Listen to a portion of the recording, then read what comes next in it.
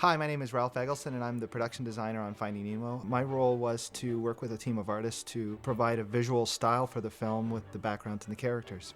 Hello, my name is Ricky Nyerva, and I am the character art director for Finding Nemo. My job was to make the characters look fantastic.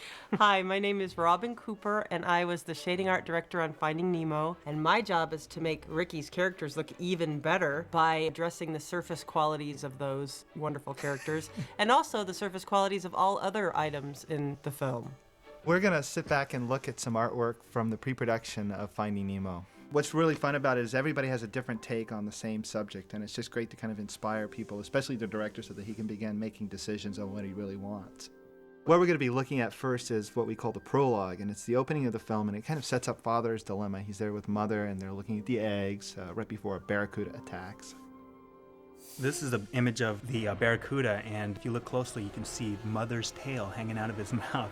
And Andrew Stanton, the director of Finding Nemo, wanted us to go more of a kind of like a bullet train design for him, just speed.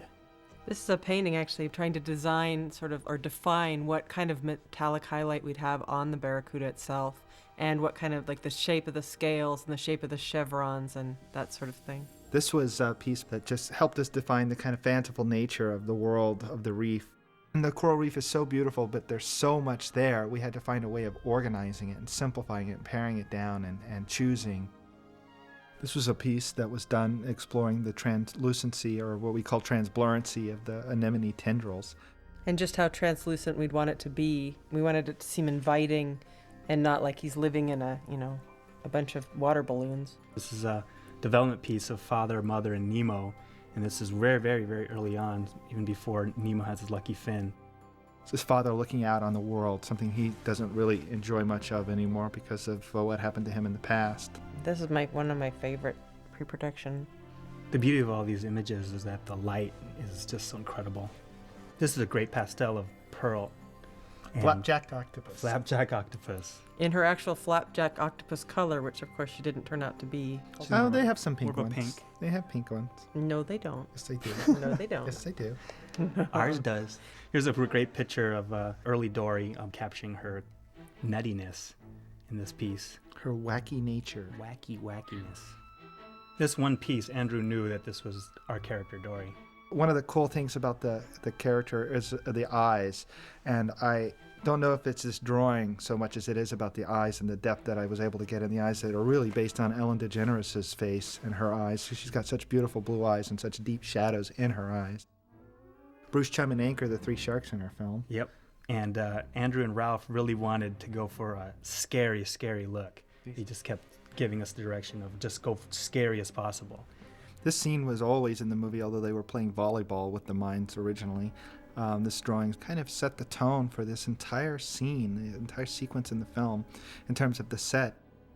And this is a painting for what a mine might look like, and also for a suggestion of what the moss hanging from the mine might look like. Oh, there's so many details about this piece. It's incredible. You can even see the welding. This is a painting exploring the wall of the abyss wall, which is what the submarine is hanging out over. This is part of the anglerfish sequence, where anglerfish are these fish that have these little lures over their head that kind of lure fish to them. There's so many different types of anglerfishes out there too. They run the gamut of having smaller eyes to larger eyes, and the artists would do different iterations of that to try to find our character for the film. And also there's a lot of machinery on this thing, like, the glowing light and the lure and the runway lights and the teeth. Pearlescent eyes and the teeth that have to be see-through, and there's a lot going on that character. Now we get into the tank. This is the first scene that was put into production in the tank, and it was called Initiation. It's where the other characters that have been in the tank already are kind of bringing Nemo into their gang.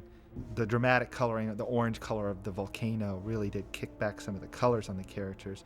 Works for this scene, but we did have to keep reminding ourselves that you will see them in regular lighting. They're not always going to look like this. We can't change them so that they look good just in that scene. This helped us establish the Vegas-style lighting that we wanted in the tank. And color. There's lots of color there. Lots of pretty images. That was one of the funny things, is that we wanted the entire world of the dentist office to seem antiseptic and drab, except for the tank. Everyone remembers the toy chest after you get your examination from the dentist, and we just try to get all those little details in there. If you look closely in the movie, you can see a Buzz Lightyear hanging out there. This is Gil. The essence of the character was story-driven and character-driven. We knew the voice was Willem Dafoe. It really helped us nail it. One of the hardest things about Gil was trying to make that long dorsal fin look really beautiful. The drawing exploring a character named Peach. Jacques is a snail. Escargot. Escargot. The final design of Jacques, he really captured that kind of quirky French attitude. A little cleaner shrimp. The antiseptic nature of the exam room in the dentist office. Also the waiting room. In both cases, we wanted to keep the waiting room warm and friendly, and then the exam room very antiseptic, just like a dentist office might be.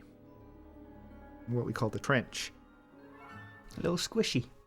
The entire jellyfish scene is one of the earliest put into production, but one of the longest in production. It's about 8 months worth of work between the design and the camera work and the layout and the crowds. I think in few shots there's 6,000 jellyfish.